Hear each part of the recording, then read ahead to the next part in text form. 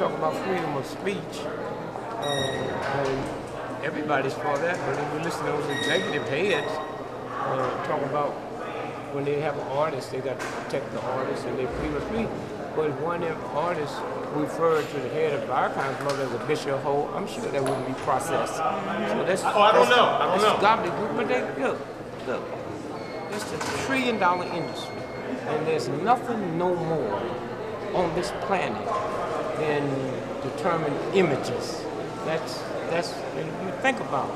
I mean, here is Jesus Christ. When I go to China, Jesus looks Chinese. When I go to Germany, he looks German. When I go to Brazil, he looks. When I come here in the black and he's white. That's what you do with images. And so this is why this is so important. It's the first time they ever had to come in and discuss it. You just keep wearing them down. When you listen to them talk, you heard the white folks down south saying the same thing. But you see, the difference is, it was easy for us to blame it on the Klan. You can't blame Hollywood on the Klan. I was thousands of records and music that black folks write every year. It's hard out here being a pimp, and that's what Hollywood picked. But if I sang mine, it's hard out here being a pedophile priest, especially when the altar boy gonna call, I wonder if he'll win anything. And so it's like when Cedric the Entertainer in the movie Barbershop, when he called King a whore, he called Mother Teresa a whore, he'd been dead the next week. And so it's very important here to say, look, enough is enough. We're not going to tolerate it. And if you think you're going to get away with it, that's the same thing they thought in the South. Let me tell you what we did in the South. In the South, that was the law of the land. Segregation was the law of the land. I mean, segregated this, that, and we said, forget that. We're not going to honor it, we're not going to obey it, because it's evil, and we won. Same thing. So you think that some of the representatives are saying that we're bringing it upon ourselves, what we're putting out there, what some of the artists are putting out in their lyrics is degrading their own people, and then you have some of the heads saying it's what people want. What do you think? Well, you can say the same thing about drugs. That's what people want. You can say the same thing about rape. That's what they want. Same thing about child molesting. You ain't supposed to fight against it. I mean, child molesters have a sickness. And so you can easily say, 10 child, that's what they want, that little bitty child over there. And we said, well, you have to get over me to get it. So this is the whole thing. We deal with the police. They said, look, police brutality, y'all want us to protect you. I said, wait a minute, not at this expense. You know, not at this expense. And so they can say, you know, it's interesting how they say, well, they're just talking about their experiences. Well, how come the mob ain't never rapped the thing talking about their experience? How come the priests, how come they don't go to the priest and say, we'd like to get y'all to rap, ripping off the little boy's booty for 100 years? Okay? This is the game they play.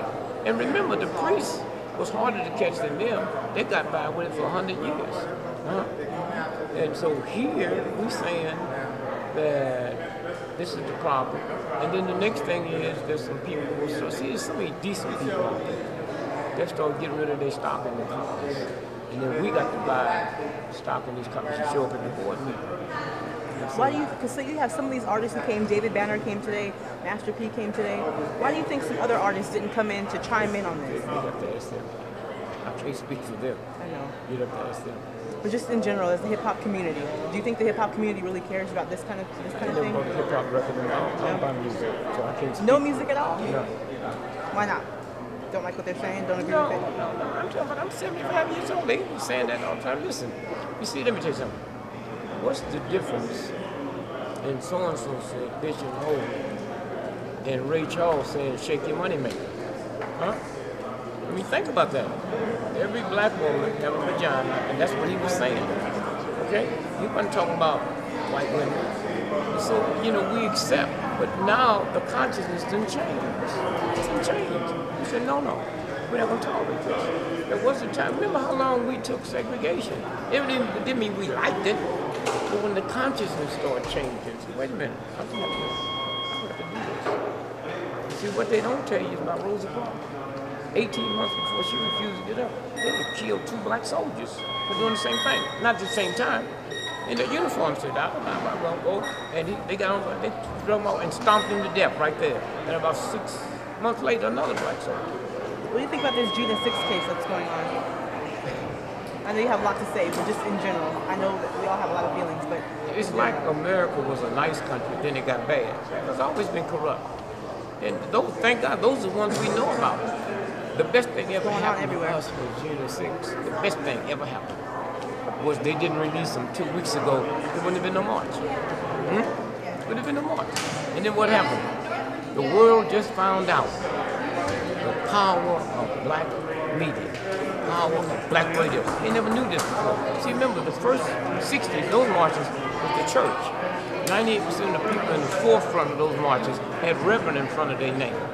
Okay? Before they had PhD. This come off of black radio, of the black press. It's altogether a different vibration. And were you in Jena?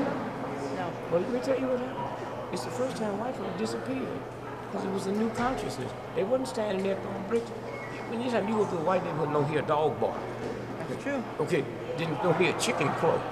You know, and all them folks that got no money to leave town, they was in the basement hiding because it was a new vibration. Powerful. I think it's been a long time since we've seen that. We never seen it. Never. I've been in all of them.